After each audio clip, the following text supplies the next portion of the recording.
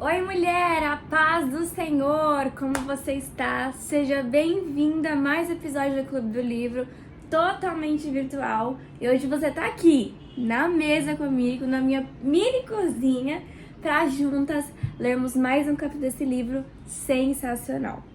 Vou dizer para você, mulher, que tem sido muito difícil o desafio de gravar esses vídeos, viu? Meu último vídeo foi há um mês atrás. Então eu tô um mês sem conseguir gravar e o Senhor tá aqui, ó. Vamos lá, minha senhora? Vamos lá? Você não se comprometeu? Então vamos. E hoje eu tô aqui pra ler mais um capítulo com vocês. Eu não sei como tá sendo aí pra você ler esse livro. Não sei como tem sido os teus dias de transformação, de muito crescimento, de muito conhecimento, de desconstrução. Olha, eu tô lendo esse livro praticamente pela terceira vez, li sozinha, li com as meninas do Clube do Livro e tô indo com vocês aqui. Então, tô aqui, ó, remoendo ainda muitas informações e eu tô muito feliz por aquilo que o Senhor tem feito através da minha vida e através da sua vida. Eu tô um pouquinho fanha, porque eu tô me recuperando de uma gripe, então aqui, ó, eu tô um pouco congestionada ainda, mas eu tô aqui, hein? Eu tô aqui, me perdoe pela minha voz. Me perdoe por essas pausas, como eu digo pra vocês, esse vídeo é totalmente sem edição, porque eu ainda não consigo me pontuar a isso, gente. Eu ainda preciso, assim, sabe? De uma ajuda para gravar e editar esses vídeos. Mas vamos lá? Vamos ao que realmente importa. Feminina, tudo pode ser leve. E, gente, eu tenho experimentado isso na minha vida, que realmente tudo pode ser leve. E eu vou dizer pra você que tudo pode ser leve, não é um sentimento que vai brotar no teu coração, não é simplesmente um dia que você vai amanhecer e falar assim, meu Deus, a partir de hoje tudo vai ser leve. Não, é uma escolha. As coisas estão saindo do controle, as coisas não estão acontecendo como deveria, mas eu ainda assim escolho fazer dos meus dias leve. Eu escolho ter essa mudança do Senhor sobre a minha mente, sobre o meu caráter, sobre a minha personalidade e sobre tudo aquilo que envolve a minha vida e que eu preciso fazer escolhas. Eu tenho escolhido, com muita dificuldade, ser leve. Ah, Isabela, mas você é calma, mas não tem a ver com calmaria. Não tem a ver tanto com a minha personalidade em si, com as minhas escolhas, como o jeito de falar, como o jeito de agir, tudo envolve isso. Então, não tem sido fácil. Mas Deus dá graça humilde. Então, vamos ser humildes e reconhecer que precisamos do Senhor. Nosso último capítulo foi Vamos falar de homens. Isso foi uma pancada, hein? Foi uma paulada muito boa. E hoje nós vamos falar sobre ressignificando o feminino, capítulo 5. Nós temos aí longos capítulos pela frente, mas um passinho de cada vez. Então vamos lá? Capítulo 5, lá na página 53, que diz assim: até agora refletimos sobre conceitos como ser cheia ou transbordante, lembra? O banho de dores, que lá fala sobre Esther, que antecede a alegria e como podemos transformar nosso tempo de 24 horas em um espaço de prazeres.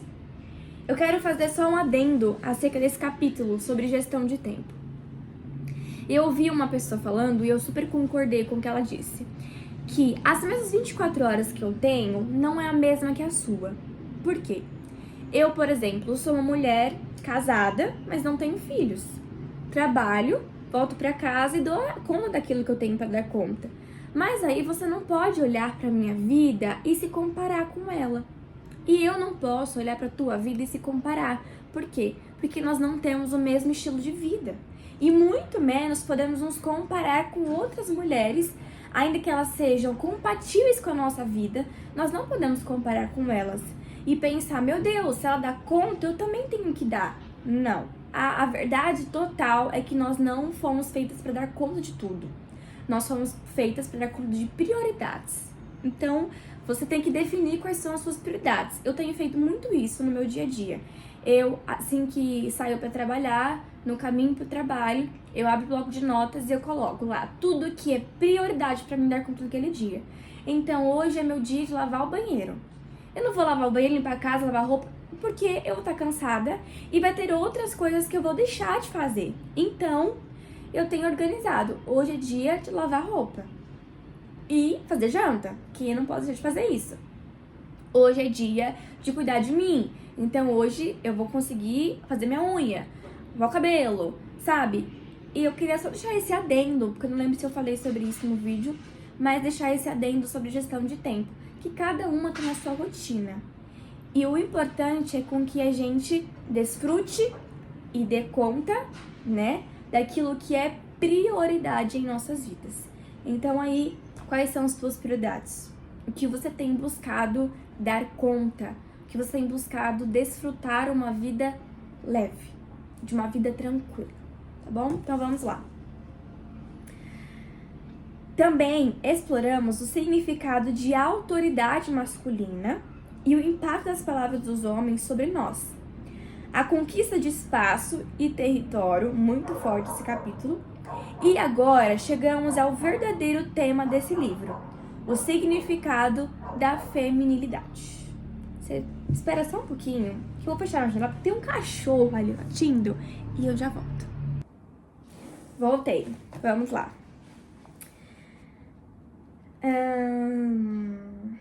E chegamos ao verdadeiro tema desse livro, o significado da feminilidade.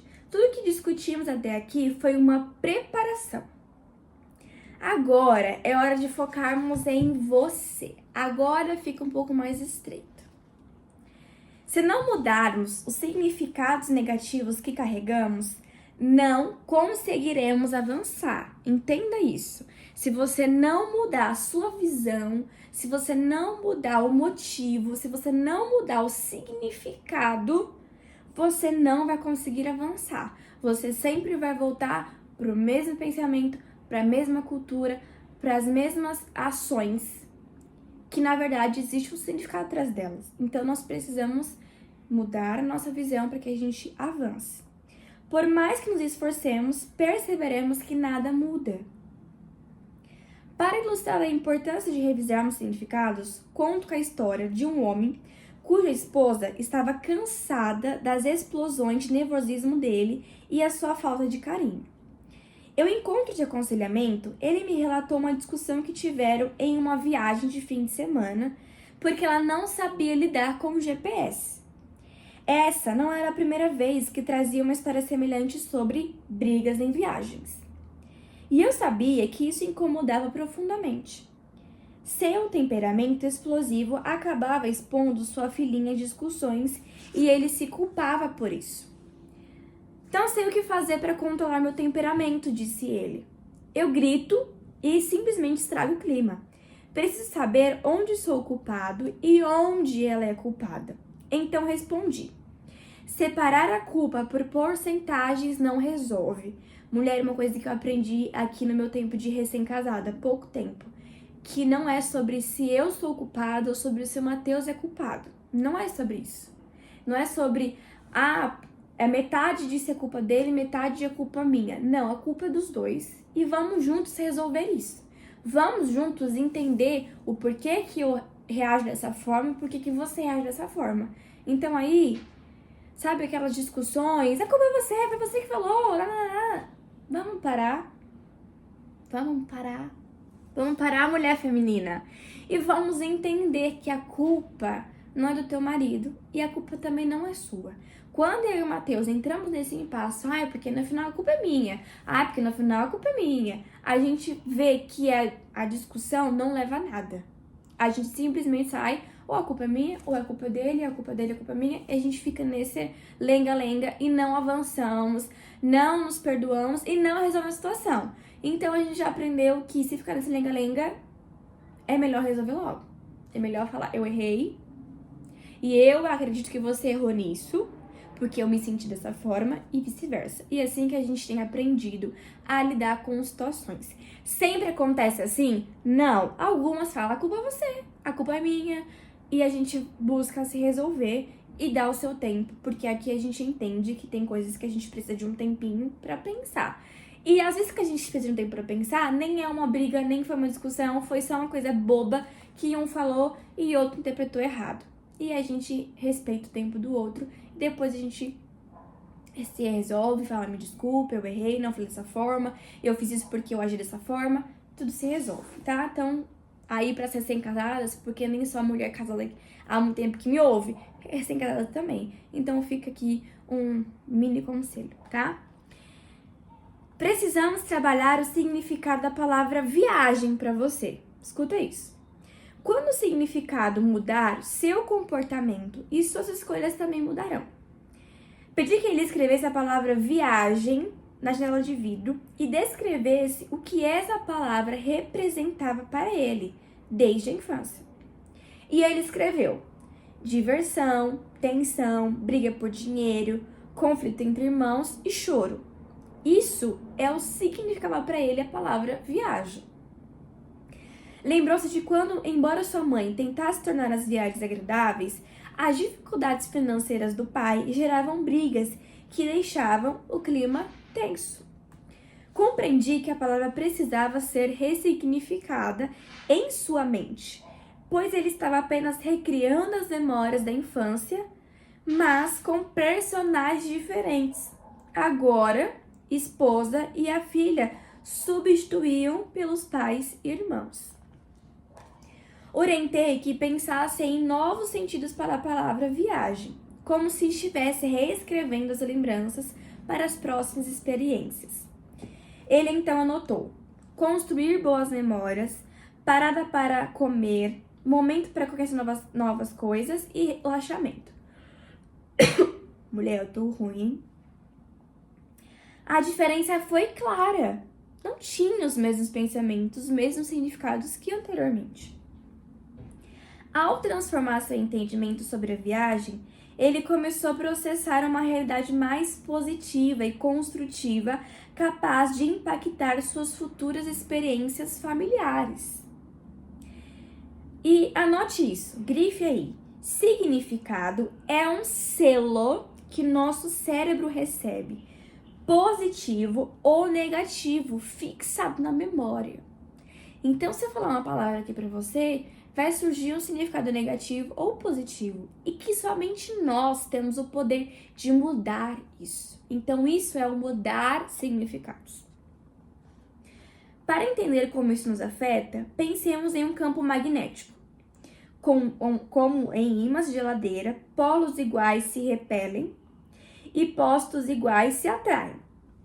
Por exemplo, no exemplo do casal, o marido tinha uma visão negativa sobre viagem desde a infância. Ao crescer, ele inconscientemente repetia essa percepção, transformando qualquer viagem em algo estressante. Ele se colocava no papel do pai, em se preocupar com o financeiro, mas não desfrutar o que realmente era o intuito. Reformulando essa ideia para algo positivo, seu comportamento mudaria, como no campo magnético. O significado que atraímos a uma experiência orienta nossas escolhas. Não importa se nossas lembranças são negativas, podemos ressignificá-las, transformando essas percepções em uma experiência construtiva. Um alerta: até mesmo um excesso de positividade pode nos desviar. Se ele visse viagem como algo perfeito, poderia se descuidar, não planejando adequadamente ou negligenciando o tempo. Grife aí, a ressignificação é um processo lento, mas muito poderoso. Ao se lembrar do significado que deseja dar às viagens, que seriam boas memórias, relaxamento e momentos de descoberta, ele poderá selecionar melhor o que merece atenção e evitar desgastes. Esse processo requer equilíbrio. Nas relações, vemos muitas vezes um parceiro que é mais racional, enquanto o outro é mais emocional. Equilibrar esses opostos traz harmonia, e isso vale para todo aspecto da vida.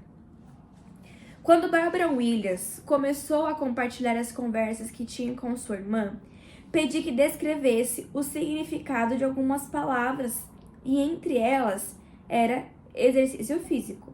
Sem hesitar, ela respondeu: uma obrigação necessária associada ao peso. Ela via exercício como uma obrigação, o que minava sua disciplina. Ao reescrever essa visão como algo divertido, começou a praticar atividades físicas com regularidade. E agora é com você. Escreva apenas o significado que suas lembranças trazem no quadrante correspondente ao positivo ou negativo a seguir. Não se trata de elaborar um novo significado agora. Essa técnica é apenas para ajudá-la a identificar se suas memórias são positivas ou negativas. Também ressalto que não é sobre escolher uma palavra bonita, mas sim sobre como você aprendeu a enxergar cada um dos itens abaixo ao longo da sua história. Depois seguiremos com o próximo passo. Então aí no teu livro você vai ver que tem essa coluna. E cada coluna tem uma palavra. Ser mulher é. Você vai colocar o significado positivo e o significado negativo. E aí para todos esses assuntos que você vai ter, tá bom? Então aí você me pausa, responde, depois você volta. E é pra tu responder, tá bom? Eu não sou do time que gosta de escrever em livro, só grifar. Então eu peguei um caderno e escrevi tudo isso, tá bom? E aí a gente volta no próximo, tá? Me pausa aí, depois você pausa e volta. Não é pra você me esquecer aqui, tá bom? Vou te esperar. Voltei. Percebeu que você é fruto do significado de todas as palavras que você leu?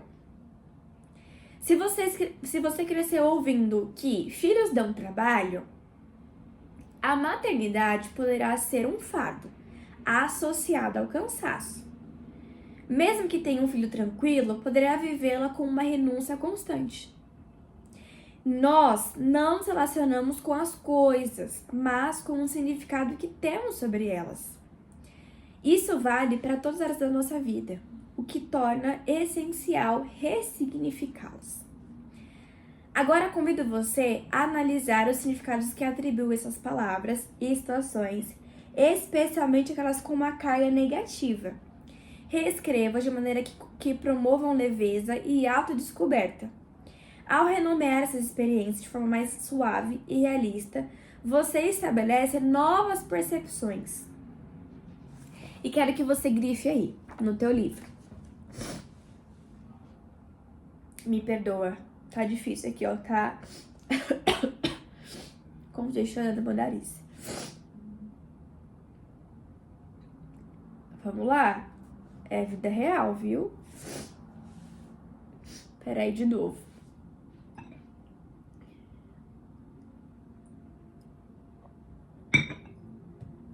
Grifa aí. Ajustar esses significados nos aproxima da vida que Deus tem pra nós. Vou ler de novo pra você entender isso. Ajustar esses significados nos aproxima da vida que Deus tem pra nós e nos ajuda a retornar ao propósito original. É uma oportunidade de se acolher com carinho e abrir espaço para a mulher que você pode se tornar, com mais graça e curiosidade. Então aqui embaixo você vai ter novamente a mesma tabela que tem aqui, para você colocar novos significados, tanto os positivos quanto os negativos, tá? Isabela, como que eu vou pensar nisso? Então você vai colocar o que você gostaria, como que você gostaria que fosse aquela visão. Então, pensar em família. Como que você gostaria que a sua visão de família fosse? Maternidade, o homem, o profissional, tudo você vai pensar uma forma diferente, tá? E você vai escrever aí essa nova mentalidade. Analise suas respostas e observe aonde há padrões de autossabotagem. Nós somos expert em nos autossabotar. As áreas mais pesadas da sua vida geralmente são aquelas que menos florescem. As áreas que você tem mais dificuldade são as áreas que você menos tem frutos, que você menos tem avanço, que você menos evolui. E são essas que você vai olhar com carinho e com curiosidade, no sentido de, uau, como seria ser isso? Como seria ter isso diferente na minha vida? É isso que você vai fazer. E é exatamente por isso que você não consegue transbordar. É exatamente por isso que você é só uma mulher cheia e não uma mulher transbordante. Uma mulher dominada, não uma mulher dominante. Uma mulher que tá sempre parada, estagnada, não uma mulher que evolui. Você pode olhar pra você e falar assim, meu Deus, o quanto eu evoluí? Ou você ainda ouve as mesmas coisas de pessoas que convivem com você. Tem 10 anos que você ouve a mesma coisa. Ou as pessoas podem dizer, meu Deus, você mudou. Meu Deus, você amadureceu. Meu Deus, você cresceu. E ainda, mulher, tá? Que você tem evoluído muito. Eu vou dizer pra você que ainda existe uma vida inteira pra você transbordar. Então, tá me desanimando, Isabela? Não, tô te encorajando a ser mais curiosa sobre você mesma. Sobre quem você é, sobre, meu Deus, lá no futuro, o Senhor sonhou algo pra mim. Como que eu sou em relação a isso? Como será como eu vou ser mãe? Como eu vou ser uma profissional? Como eu vou ser uma esposa? Como eu vou ser uma mulher muito mais vivida profissionalmente? Como será? E você vai desejar ter essa curiosidade e aí você vai buscar cada dia mais avançar.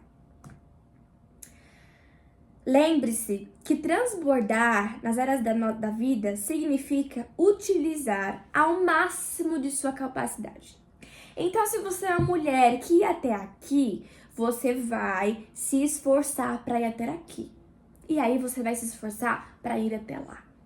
E você vai se esforçando, até que vai ter horas que você vai transbordar e você não vai ter mais problema com isso, e você não vai ser mais pacata, e você não vai ser mais aquilo que tanto diz, aquilo que você realmente pensa.